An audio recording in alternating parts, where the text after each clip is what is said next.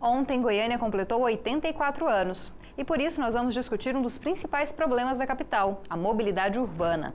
Nós vamos conversar agora com o professor do Instituto de Estudos Socioambientais da UFG, Tadeu Arraes, que vai falar sobre esse assunto. Boa noite, professor. Obrigada pela sua presença. Obrigado. Vamos conversar sobre um tema prioritário para a cidade. Professor, eu queria que primeiro o senhor explicasse para a gente quais seriam os principais entraves da mobilidade urbana em Goiânia. Eu acho que primeiro, para entender mobilidade urbana, a gente tem que considerar duas coisas.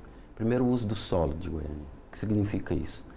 Que, em função do valor diferencial do uso do solo, as pessoas trabalham em determinados lugares, estudam em determinados lugares e moram em determinados lugares. A maior parte da população, especificamente aquela população mais pobre, mora em lugares mais distantes dos locais de trabalho. Então, o que nós temos? Qual a estrutura básica da mobilidade das cidades brasileiras, ou da maior parte dela? É um distanciamento cada vez maior do local de residência, dos locais de trabalho, de lazer e de estudo. Então, essa distância, o que significa que a cidade cresce horizontalmente, aparta as pessoas, essa distância exige, portanto, um investimento muito grande no que nós chamamos de mobilidade pública, de transporte público. Então, o nosso maior entrave está relacionado ao deslocamento de pessoas para trabalho e para estudo. Esse é um entrave comum na maior parte das cidades brasileiras. Professor, esse distanciamento pode explicar o número tão grande de veículos, de carros que nós temos em Goiânia? Algumas pesquisas apontam que é um para cada cidadão goianiense. Poderia ser as pessoas compram um carro para tentar se deslocar nesses grandes percursos? Sim, isso é um fator que deve se considerar, mas nós não podemos deixar de olhar para outra ponta. Há um número muito grande também de pessoas utilizando um transporte coletivo ineficiente, com todas as críticas que são conhecidas pela imprensa. Imagina o que significa uma pessoa hoje gastar diariamente R$ 7,40. O que significa num mês? Goiânia com uma taxa de desemprego em média de 8% da população economicamente ativa. Imagina o que significa. O que nós estamos falando é que a mobilidade tem um custo. Então, aqueles que têm ainda condição, uma opção de um transporte particular, seja moto, seja um veículo de porte menor, eles o farão. Eles farão por quê? Primeiro, pela razão de não ter um transporte coletivo de qualidade, que eu acho que esse é o nó da nossa mobilidade, é a falta de um transporte coletivo eficiente, com qualidade e pontual. Esse é um problema básico, não só de Goiânia, mas da maior parte das cidades brasileiras. Professor, esse transporte ineficiente pode ser uma das causas para que as pessoas usem tanto o carro? E, assim, o que pode ser feito para que as pessoas não usem tanto quanto em outras cidades, passem a usar transportes mais sustentáveis, como a bicicleta ou outros tipos, mesmo transporte coletivo? Sim, veja bem, pega o caso da bicicleta. Nós estamos falando acabamos de dizer que existe uma parte significativa da população, principalmente a parcela mais pobre, que mora distante dos locais de trabalho. Não é fácil pensar uma política de mobilidade a partir da bicicleta para pessoas que moram a 12, 14, 16, 18 quilômetros ou em outras cidades. Então, a gente tem que pensar, primeiro, em um transporte coletivo eficiente e barato, porque o nosso transporte coletivo tem um alto custo. Então, a grande questão da mobilidade é você diversificar vários modais. Então, você tem que ter ciclovia? Tem que ter bicicleta associada à ciclovia? Tem que ter transporte público de qualidade? Teria que ter metrô? Tem. Para você diversificar o âmbito das opções da cidade. Mas o que nós temos hoje, majoritariamente, são esses dois vetores. Um vetor de um transporte público ineficiente e um vetor de um transporte individual que traz muito menos benefício do que qualquer outro tipo de transporte na cidade. Bom, professor, o senhor falou do metrô. Goiânia, se for pensar na região metropolitana, quase 2 milhões de habitantes. Por que até hoje a gente nunca houve um projeto eficiente em relação ao metrô? A criação agora do BRT pode ser uma solução? Olha, eu desconfio que o BRT, a gente pode até brincar, será eu costumo brincar o seguinte, ele é o maior investimento em uma ciclovia que já foi feita no país. Investimento por quê?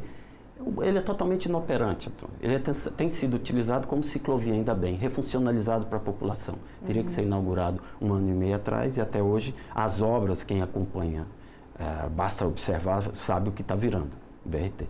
Então, eu acho que é mais um tipo daquele tipo de obra que, quando foi feito, para buscar a solução simples para um problema que é complexo. E aí o BRT, pelo menos, será, sem dúvida, uma grande ciclovia com 18 centímetros de concreto. Eu acho que é bom. É cara, mas vai ser eficiente. O senhor, então, não acredita que ele vai ser inaugurado? Não. Eu tenho muitas dúvidas disso, pelo menos em um tempo.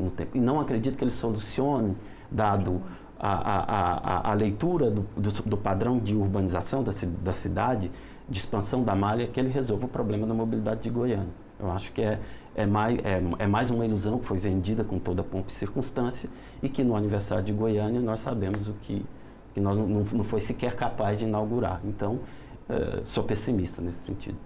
Bom, professor, o senhor é pessimista também em relação a possíveis melhorias no transporte público, principalmente os ônibus, né, que hoje é o transporte prioritário dos goianienses. Como melhorar esse sistema, como baratear também esse sistema para o usuário? Sim, veja bem, o pessimismo ele é resultado da experiência, né? É difícil não ser pessimista olhando os últimos 10, 15, 20 anos, Terminal Isidoro, Terminal do Cruzeiro, observando a labuta diária das pessoas e de estudantes. Você chega hoje numa sala às 8 horas, estudantes chegam às 8h30 e saem de casa 5h30 da manhã, 5 horas da manhã. Então é difícil. Não se trata de um pessimismo ingênuo, se trata do modo que você olha a realidade, né? E eu não vejo perspectiva, não vejo mesmo, a não ser que tenha uma mudança de concepção de gestão. Goiânia tem uma gestão velha, não tão velha quanto Goiânia, mas Goiânia tem uma gestão muito mais velha do que ela mereceria. E eu não estou dizendo metaforicamente.